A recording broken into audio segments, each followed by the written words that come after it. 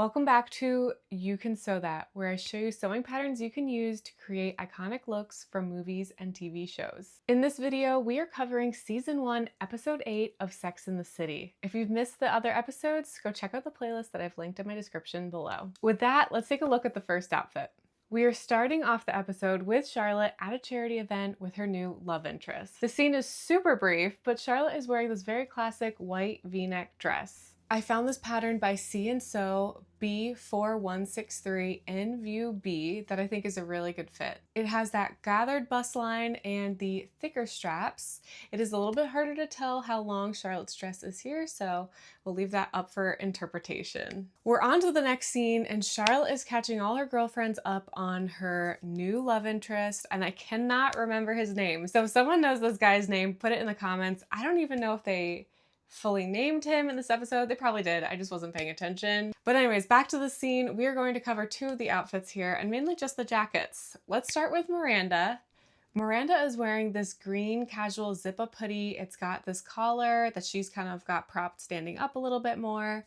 And then we also are going to cover Charlotte's jacket. And the great thing about this is I actually found one sewing pattern that is going to give you both of these jackets. So that sewing pattern is McCall's pattern 3106. Now for Miranda's look, I would use View A. And like I said, you could use it for Charlotte's look too. So for Charlotte's look, she doesn't have a collar. So this pattern also has an option for collarless, and that is View D. I actually do have this pattern in my store, Sewing Patterns to Go, if you're interested in purchasing or checking out some other stuff that has been featured in these episodes. For Charlotte's next look, she is wearing this goldish tannish brown dress to another charity event, and she is featuring one of the most iconic 90s hairstyles.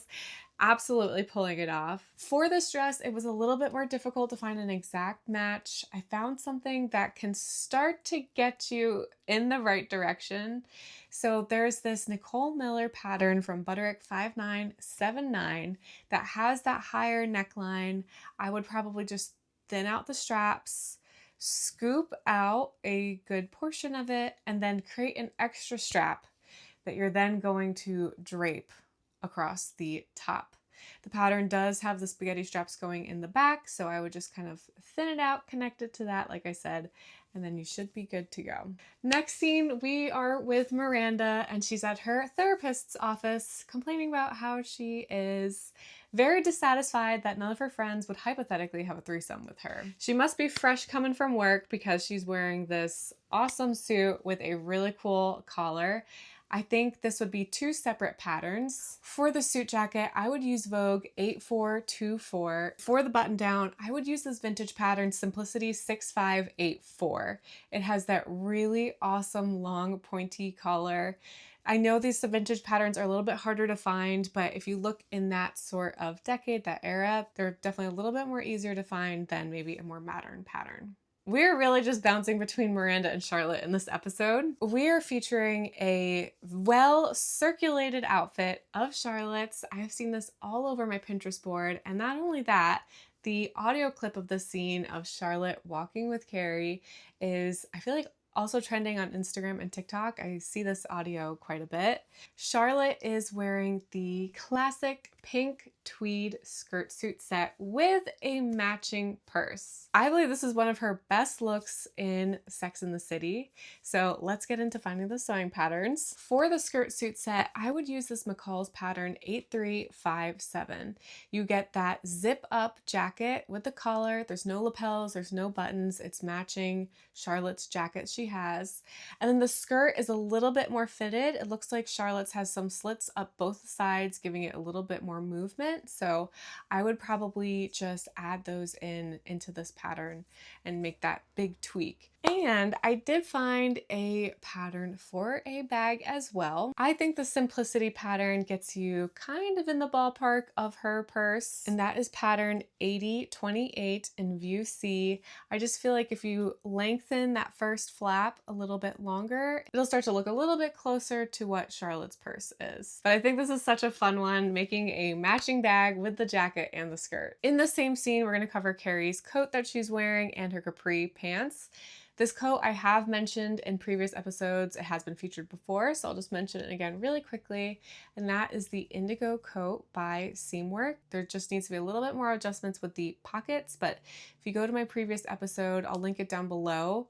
You'll see what I reference for some other patterns to make that more of an exact fit there. And then for the capri pants, I have featured some other capri pants in the past. Carrie loves a nice capri pant in this season, but for this one specifically, I did find a free pattern, and that is from Mood, and it is their Promenade capri pants. Now we're already starting to get into some of Carrie's sleuthing, and she is secretly going to meet Big's ex-wife. What Carrie's wearing is a red trench coat, which she has worn previously in this season.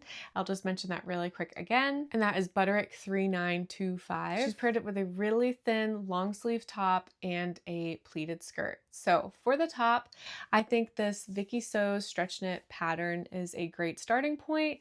Hers looks a little bit more unfinished in the neckline, so I would even maybe just chop it and scoop it a little bit more. And then for the pleated skirt, there are so many of these. If you really search up some vintage 80s sewing patterns, you're gonna find that classic skirt with the yoke and the pleats. So for example, I just chose this pattern, but like I said, there's a lot more to be found. And that is pattern 7291. Now we're finally getting a look from Samantha, and she is wearing yet again another coat that has been worn earlier in the season, so I'll mention it really quick. And that is pattern 6383. She's got the shoulder pads, some of the pleats, the drapiness, and it's just a very classic 80s, 90s look. Once again, we are back with Miranda and her therapist still hung up on the rejection from the threesome, and she's wearing this sleeveless duster. It's got the buttons going down the front, the collar, and she's paired it with her work outfit, which I actually love that she's kind of changing up the classic suit. I think this pattern 3463 is a great option for Miranda's look. Back to Charlotte, she's out at yet again another charity benefit event with her love interest, and she is wearing this silvery knee-length cocktail dress.